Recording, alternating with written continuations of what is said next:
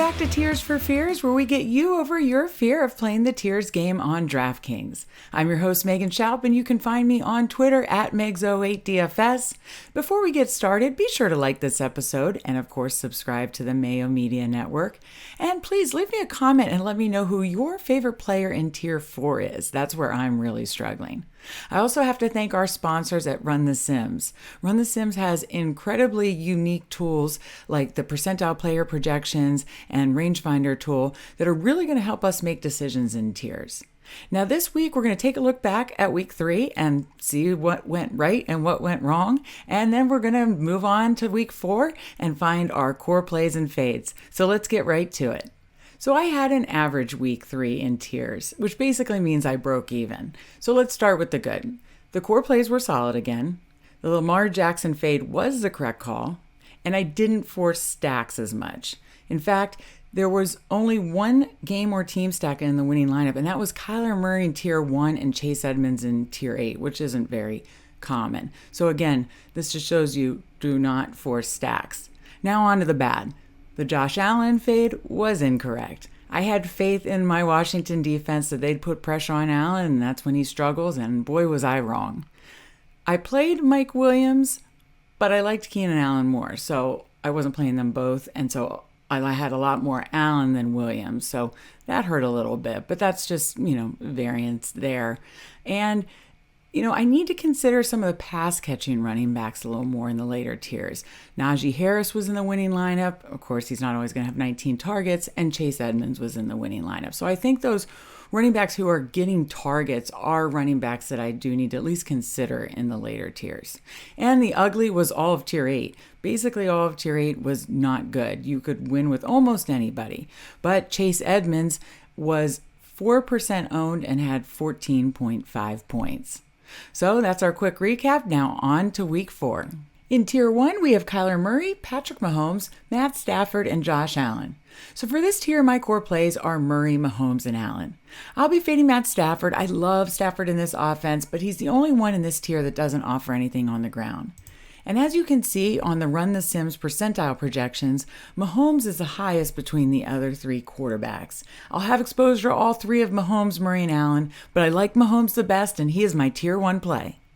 In Tier 2, we have Cooper Kupp, Derrick Henry, Travis Kelce, Devontae Adams, and Alvin Kamara. My core plays are Henry, Kupp, Kelce, and Adams, and I'm fading Alvin Kamara. Until his targets go way up, I can't play him in this high of a tier.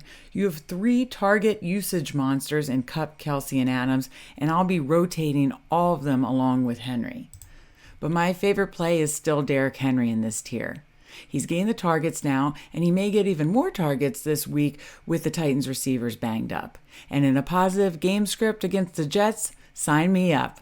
We're playing Derrick Henry in Tier 2. In Tier 3, we have Aaron Jones, Justin Jefferson, Tyreek Hill, DeAndre Hopkins, and Stephon Diggs. Again, in this tier, I'm focusing on the receivers. So my core plays are Justin Jefferson, Tyreek Hill, and Stephon Diggs. As long as Aaron Jones is healthy on Sunday, I'll sprinkle him in a little because I've been on the wrong side of Aaron Jones' 3 to 4 touchdown games too many times. But without consistent targets and possibly nursing an injury, it'll be very low exposure. And I'm fading Hopkins. He's also on the injury report, and the Cardinals are just spreading out the ball more. So it's hard to invest here with the other receivers in this tier. I love all of Hill, Jefferson, and Diggs in this tier, and I'll have exposure to all of them. But my favorite play is Tyreek Hill. When you go to the rangefinder on Run the Sims and you put in those 3, Hill has the highest win rate. And I like the bounce back spot here. So I'm putting Tyreek Hill in Tier 3. In Tier 4, we have Tyler Lockett, Adam Thielen, DJ Moore, Najee Harris, DK Metcalf, and Nick Chubb. I'll be watching Tyler Lockett's practice reports, but if he continues to be limited, I may shy away there since there are so many other studs in this tier.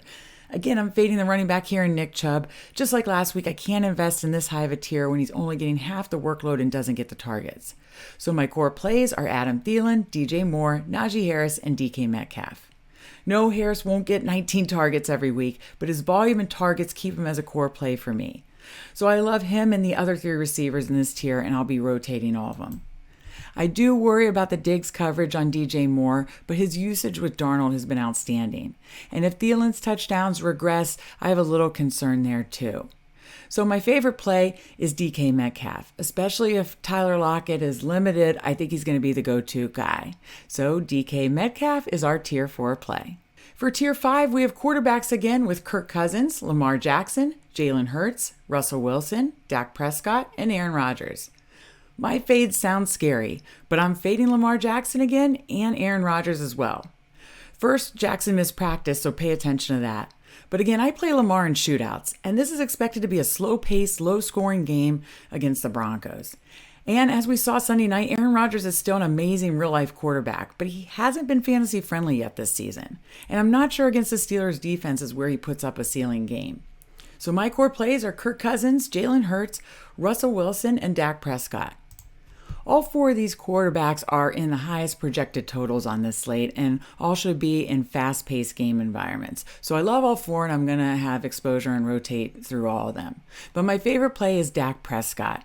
I don't think that Panthers front is going to allow the Cowboys running backs to just run wild like they have been the past couple weeks. So I see Dak throwing more this week. And that makes me like him even more for a potential ceiling.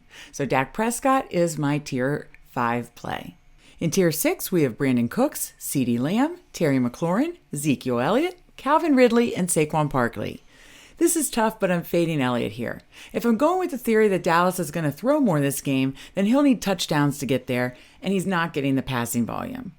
I'm just sprinkling some Barkley here. I hate that Giants offense and their projected total. However, if they have some receivers out, Barkley could get even more targets, so I will play him some. If you're looking for ownership leverage, play a little of Brandon Cooks. It's hard to trust his quarterback, but his volume is undeniable and he'll be playing from behind, so I will have a little exposure there. So that means my core plays are Lamb, McLaurin, and Ridley. And you know in these tiers, I always like to try to search for those low-owned gems.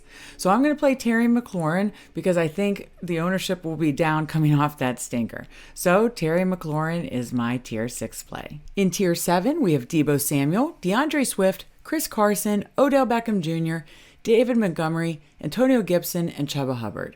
5 of these 7 players are running backs, and I'm fading all the ones that don't get many targets.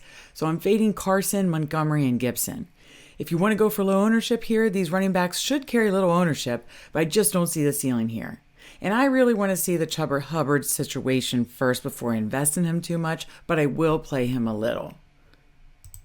So my core plays are Samuel, Swift, and Beckham.